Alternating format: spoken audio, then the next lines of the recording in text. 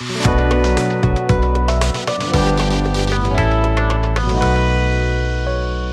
अब हमारे पास में जो एग्जाम्पल है, एग्जाम्पल नंबर हम जो 3 को सॉल्व करेंगे। Find the zeros of the x square minus 3 and verify the relationship between zeros and coefficient. Example number 2 की तरह ही है ना। बट देखिए हमारे पास में जो पॉलिनोमियल देकर के रखा है, ये तो है क्वाड्रेटिक पॉलिनोमियल, है ना, क्योंकि इसकी पावर 2 है, मीन्स की क्वाड्रेटिक पॉलिनोमियल है। और ये भी करेक्ट हो चुका है कि इसकी पावर 2 है, मीन्स कि इसके 2 जीरोज निकलेंगे।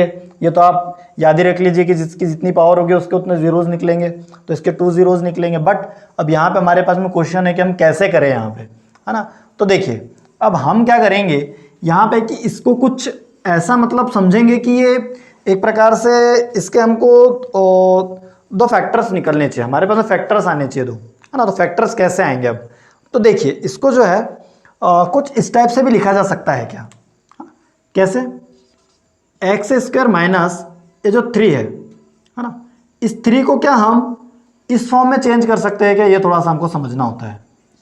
ए स्क्वायर माइनस बी स्क्वायर के फॉर्म में चेंज कर सकते हैं क्या, क्यों, क्योंकि ए स्क्वायर माइनस बी स्क्वायर को क्या लिख सकते हैं हम, ए प्लस बी और ए माइनस बी, ये इजीली लिख सकते हैं हम, है ना।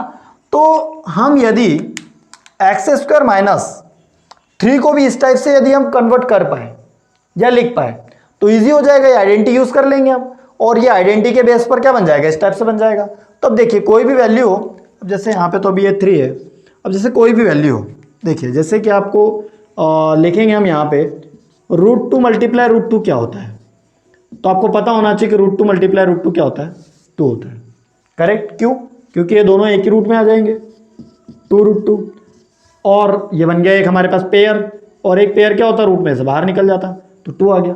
तो एज इट इज हम यदि इसको ऐसा लिख ले √3 मल्टीप्लाई √3, तो ये क्या बन गया, 3 बन गया। मीन्स क्या हम इसको ऐसा नहीं लिख सकते √3 मल्टीप्लाई √3, क्या 3 को हम √3 मल्टीप्लाई √3 नहीं लिख सकते, ऑब्वियसली लिख सकते हैं। तो देखिए हम यहाँ पे क्या लिखेंगे, √3 मल्टीप्लाई √3। अब एक बात समझिए आप कि ये है दोनों मल्टीप्लाई में, और मल्टीप्लाई में पावर्स क्या हो जाती है, ऐड हो जाती है। तो इसकी पावर 1 और इसकी पावर 1, मीन्स कि इसकी पावर कितनी होगी, √3 पावर 2 होगी। अब आप देखिए कि क्या ये आइडेंटिटी की तरह बन पाया कि नहीं, बन गया आइडेंटिटी की तरह। तो अब जब ये आइडेंटिटी की तरह बन गया ए स्क्वायर माइनस बी स्क्वायर, तो इसको हम क्या लिख सकते हैं, ए प्लस बी और ए माइनस बी। अब यहाँ पे हमारे पास में ए कौन है और बी कौन है, तो ये हो गया हमारा ए और ये हो गया बी। अब इजी हो गया हमारे लिए, क्या हो गया, ये देखिए ये है हमारे पास में ए प्लस बी, तो ए कौन है हमारा एक्स प्लस बी कौन हो गया हमारे पास में √3, तो प्लस में ये आ गया √3। और सेकेंड क्या हो गया हमारे पास में एक्स माइनस √3, ये हो गया हमारे पास में 2 फैक्टर्स, है ना। अब हमको क्या निकालना है, 0 4 जीरोस क्या हो जाएगा, so the value of x square minus 2 for the zeros क्या हो जाएगी, 0 के इक्वल हो जाएगी, है ना। तो देखिए हम 0 के इक्वल रख के देखेंगे इसको, अब एक्स प्लस √3 और ये क्या हो जाएगा एक्स माइनस √3, इन दोनों के इक्वल टू क्या आ जाएगा, 0। अब एक से ले लेंगे हम, तो एक्स प्लस √3 हो गया, एक्स प्लस √3 इक्वल टू क्या हो गया, 0। अब आपको पता है पॉजिटिव वैल्यू जाएगी तो क्या बनेगी, वो नेगेटिव वैल्यू बन जाएगी, है ना।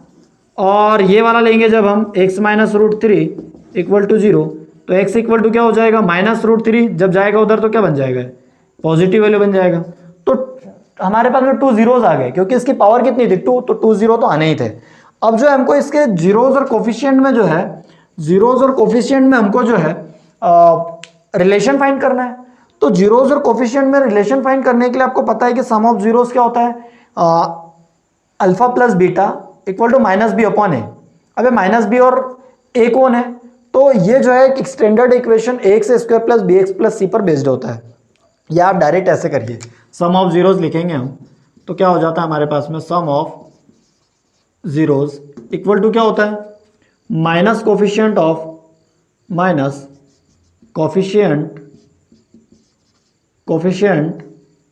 ऑफ एक्स लेना है हमको, और अपॉन में क्या लेना है, कोफिशिएंट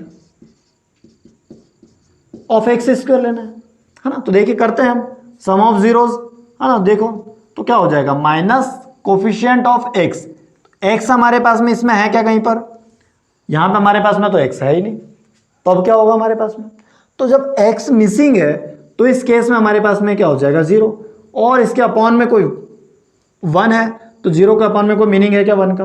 नहीं है। मीन्स क्या हो गया, सम ऑफ जीरोस क्या आ गया, सम ऑफ जीरोस आ गया 0, है ना। देखिए यहाँ पे है भी नहीं, x की वैल्यू है क्या, नहीं है, मीन्स कि 0 आ गया। अब प्रोडक्ट ऑफ जीरो निकालेंगे हम, product of zeros equal to क्या होता है, तो आपको ये फॉर्मूला, ये एक प्रकार से एक फॉर्मूला है ना, तो क्या होता है कोफिशिएंट ऑफ, यहाँ पे लेना होता है हमको, एक्चुअल में यहाँ पे कोफिशिएंट नहीं रहेगा, कांस्टेंट रहेगा, है ना। कांस्टेंट वैल्यू आती है यहाँ पे, कौन आती है, कांस्टेंट वैल्यू। तो ये आ गई हमारे पास में कांस्टेंट वैल्यू अपॉन में coefficient, coefficient of x square.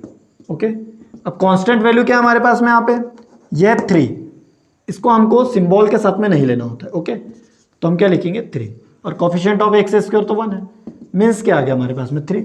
अब इसको आपको जो है ना नॉर्मली भी करके देखेंगे हम इसको, है ना। देखिए कैसे, ये तो हो गया हमारा आंसर सॉल्व। ओके, अब देखिए sum of zero, sum of zeros means ये 0 है हमारे, तो क्या करना है इसका सम, सम मीन्स क्या होता है प्लस, तो हम जीरोस को प्लस करेंगे, ये -√3 और ये हो गया +√3, प्लस में √3।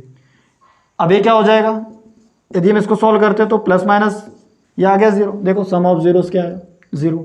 अब इन्हीं का क्या करना है हमको, प्रोडक्ट निकालना है। प्रोडक्ट मीन्स क्या होता है मल्टीप्लाई, ये हो गया -√3, है ना, ये हो गया क्या -√3, और मल्टीप्लाई में कौन आ गया हमारे पास में, ये हो गया √3। तो क्या आ गया ये, है ना, तो ये हमारे पास में क्या हो जाएगा, √3 से जो √3 है कैंसिल हो जाएगा, है ना।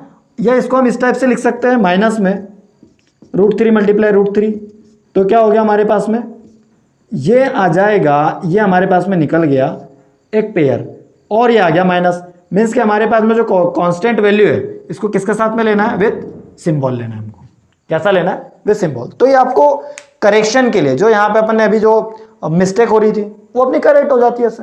तो आपको ये समझना रहता है ना, समझने के लिए आपको ये करके देख लेना है कि प्रोडक्ट ऑफ जीरोस बोला है तो प्रोडक्ट ऑफ जीरोस करके देख लेंगे जो हमने जीरो निकाले हैं, या सम ऑफ जीरोस बोला है तो सम ऑफ जीरोस निकाल लीजिए। आपको जो है जो भी कंफ्यूजन रहता है इस क्वेश्चन में वो सॉल्व हो जाता है। बट हमारा आंसर यहीं तक है ना, ये हमको समझने के लिए है ना। या इस टाइप से कोई अगर मिस्टेक होने वाली है तो वो करेक्ट हो जाती है। तो इस टाइप से आप क्वेश्चन को सॉल्व कर सकते हो। अगर आपको वीडियो पसंद आता है तो आप अपने फ्रेंड के साथ शेयर कर सकते हो।